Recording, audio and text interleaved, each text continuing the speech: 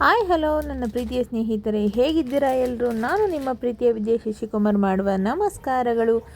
ಸ್ನೇಹಿತರೆ, ನೀವು ನೋಡ್ತಾ ಇರ್ಬೋದು. ಸೊ ಇವತ್ತು ನಾನೇನಪ್ಪ ಸ್ಪೆಷಲ್ ಮಾಡಿದ್ದೀನಿ ಅಂದರೆ, ನಮ್ಮ ಮನೆಯವರಿಗೆ ತುಂಬಾ ಇಷ್ಟವಾದಂತಹ ಸಾಂಬಾರು. ಇದು ನಮ್ಮ ಮನೆಯವರಿಗೆ ಸಾಂಬಾರುಗಳಲ್ಲೆಲ್ಲ ಫೇವ್ರೆಟ್ ಸಾಂಬಾರು ಅಂದರೆ ಈ ಸಾಂಬಾರು. ಏನಪ್ಪ ಅಂದರೆ ಇಸ್ಕಿದ ಅವರೆಕಾಳು ಬೇಳೆ ಸಾಂಬಾರು. ತುಂಬ ಅಂದರೆ ತುಂಬಾ ಇಷ್ಟ ಅವರಿಗೆ. ನಮ್ಮ ಮನೆಯವ್ರು ತುಂಬ ಸರಿ ಹೇಳ್ತಾಯಿದ್ರು, ಸೊ ನನಗೆ ಈ ಸಾಂಬಾರು ಮಾಡಿಕೊಡು, ನಾನು ಅವರೆಕಾಳು ತೊಗೊಂಬರ್ತೀನಿ ಅಂತೇಳಿ ತುಂಬ ಹೇಳ್ತಾಯಿದ್ರು. ಸೊ ನಮ್ಮ ಆಂಟಿ ನನಗೆ ಅವರೆಕಾಳು ಕೊಟ್ಟು ಕಳಿಸಿದ್ದು, ಅದರಲ್ಲಿ ಅವರೆಕಾಳನ್ನ ನೆನಾಕ್ಬಿಟ್ಟು ಇಸ್ಬಿಟ್ಟು ನಾನು ಈ ಸಾಂಬಾರು ಇವತ್ತು ಮಾಡಿದ್ದೀನಿ. ಸೊ ನಾನು ಯಾವ ರೀತಿ ಮಾಡಿದ್ದೀನಿ ಅನ್ನೋದನ್ನ ನಿಮಗೆ ತೋರಿಸ್ಕೊಡ್ತಾ ಹೋಗ್ತೀನಿ. ಸೊ ಮೊದಲಿಗೆ ನಾನು ಸಾಂಬಾರಿಗೆ ಬೇಕಾಗಿರುವಂತಹ ಖಾರನ ರೆಡಿ ಮಾಡ್ಕೊಳ್ತಾ ಇದ್ದೀನಿ. ಸೊ ಮೊದಲಿಗೆ ಒಂದು ಮಿಕ್ಸಿ ಜಾರಿಗೆ ತೆಂಗಿನ ತುರಿನ ಹಾಕ್ಕೊಳ್ತಾ ಇದ್ದೀನಿ. ಅಂದರೆ ತೆಂಗಿನ ತುರಿ ಜೊತೆಗೆ 2 ಹಸಿರು ಮೆಣಸಿನ್ಕಾಯಿ ಹಾಕ್ಕೊಳ್ತಾ ಇದ್ದೀನಿ. ಸೊ ಹಸಿರು ಮೆಣಸಿನ್ಕಾಯಿ ಬೇಕಾದರೆ ಹಾಕೋಬೋದು ಅಥವಾ ಸ್ಕಿಪ್ ಮಾಡ್ಬೋದು. ಮತ್ತು ಅರ್ಧ ಹೆಚ್ಚಿರುವಂತಹ ಈರುಳ್ಳಿನ ತೊಗೊಂಡಿದ್ದೀನಿ. ಅದಕ್ಕೆ ಬೇಕಾಗುವಂತಹ ಬೆಳ್ಳುಳ್ಳಿ ಸಹ ನಾನು ಅರ್ಧ ತೊಗೊಂಡಿದ್ದೀನಿ. ಸ್ವಲ್ಪ ಹುಣಸೆಹಣ್ಣು ತೊಗೊಂಡಿದ್ದೀನಿ. ಸೊ ಖಾರನ ನೀವು ಒಬ್ಬೊಬ್ಬರು ಒಂದೊಂದು ಥರ ಮಾಡ್ಕೊಳ್ತೀರಾ. ಸೊ ನಾನು ಯಾವ ರೀತಿ ಮಾಡ್ತಿರೋದು ಅಂತ ಹೇಳ್ತಾ ಇದ್ದೀನಿ. ಸೊ ಅದ್ರ ಜೊತೆಗೆ ಸ್ವಲ್ಪ ಕೊತ್ತಂಬರಿ ಸೊಪ್ಪು. ಸೊ 2 ಹಸಿರು ಮೆಣಸಿನ್ಕಾಯಿ ತೊಗೊಂಡಿರೋದ್ರಿಂದ ಖಾರದ ಪುಡಿ ಲೈಟಾಗಿ ಹಾಕ್ಕೊಳ್ತಾ ಇದ್ದೀನಿ, ಜಾಸ್ತಿ ತೊಗೊಳ್ತಿಲ್ಲ. ಅದ್ರ ಜೊತೆಗೆ 1 ಸ್ಪೂನು ಸಾಂಬಾರು ಪೌಡರ್ನ ಆ್ಯಡ್ ಮಾಡ್ಕೊಳ್ತಾ ಇದ್ದೀನಿ. ಮತ್ತು ಇನ್ನು 2 ಸ್ಪೂನು ಕೋರಿಯಂಡರ್ ಪೌಡರ್ನ ಹಾಕ್ಕೊಳ್ತೀನಿ. ಅಂದರೆ 1.5 ಸ್ಪೂನು, 2 ಸ್ಪೂನು ಅಲ್ಲ, 1.5 ಸ್ಪೂನು ಕೋರಿಯಂಡರ್ ಪೌಡರ್ನ ಆ್ಯಡ್ ಮಾಡ್ಕೊಳ್ತಾ ಇದ್ದೀನಿ. ಜೊತೆಗೆ ರುಚಿಗೆ ತಕ್ಕಷ್ಟು ಉಪ್ಪನ್ನ ಹಾಕ್ಕೊಳ್ತಾ ಇದ್ದೀನಿ. ಉಪ್ಪನ್ನ ನೀವು ನೋಡಿಕೊಂಡು ನಿಮಗೆ ಎಷ್ಟು ಬೇಕೋ ಅಷ್ಟು ಹಾಕ್ಕೊಳ್ಳಿ. ಸೊ ನಾನೀಗ ಅದು ಖಾರ ರುಬ್ಬಿದ್ದಾಯಿತು.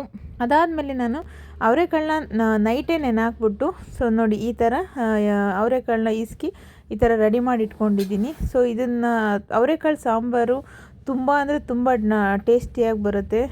ಹಾಗಾಗಿ ಸೊ ನಾನೀಗ ಮೊದಲಿಗೆ ಅಂದರೆ ಪ್ಲಸ್ ಬೇಗ ಈಸಿಯಾಗಿ ಮಾಡೋ ಸಾಂಬಾರು ಅಂತಂದರೆ ಈ ಸಾಂಬಾರು.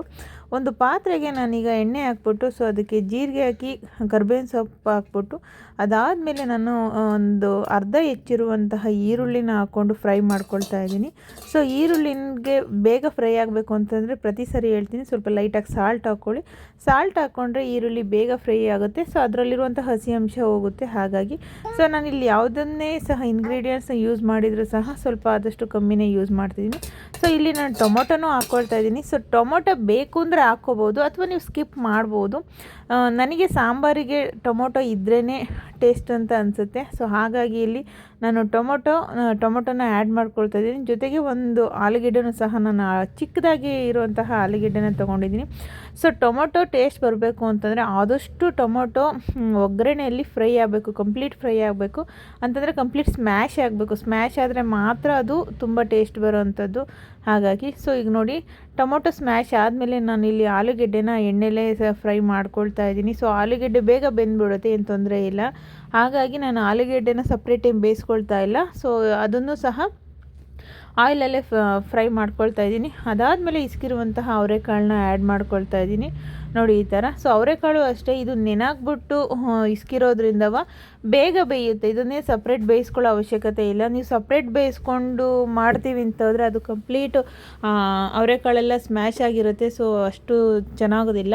ಹಾಗಾಗಿ ಸೊ ಇದನ್ನು ನೀವೇನು ಫ್ರೈ ಮಾಡ್ಕೊಳ್ತೀರಲ್ಲ, ಅಂದರೆ ಒಗ್ಗರಣೆ ಹಾಕ್ಕೊಳ್ತೀರಲ್ವ, ಒಗ್ಗರಣೆಲ್ಲೇ ಸಹ ಅವರೆಕಾಳು ಇಸ್ಕಿರುವಂತಹ ಅವರೆಕಾಳನ್ನ ಹಾಕ್ಕೊಳ್ಳಿ. ಸೊ ಸಾಂಬಾರು ಟೇಸ್ಟು ತುಂಬ ಅಂದರೆ ತುಂಬಾ ಚೆನ್ನಾಗಿ ಬರುತ್ತೆ.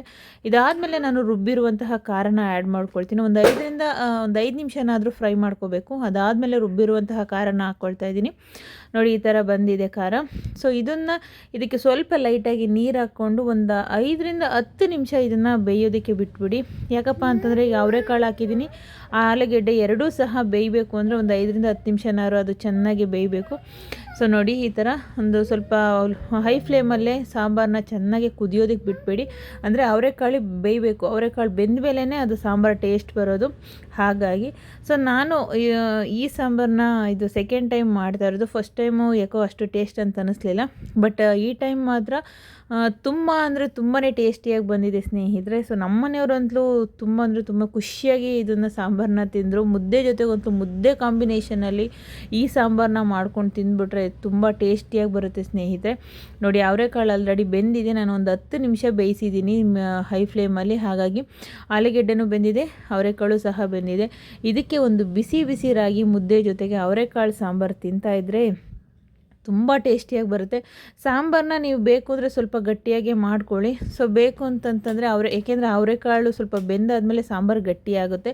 ಹಾಗಾಗಿ ಸ್ವಲ್ಪ ನಾನು ನೀರು ಅಂದರೆ ನಮ್ಮನೆಯವರಿಗೆ ತೆಳು ಇರಬೇಕು ಸಾಂಬಾರು, ಹಾಗಾಗಿ ನಾನು ಸ್ವಲ್ಪ ಸಾಂಬಾರನ್ನ ತೆಳುನೇ ಮಾಡೋದು.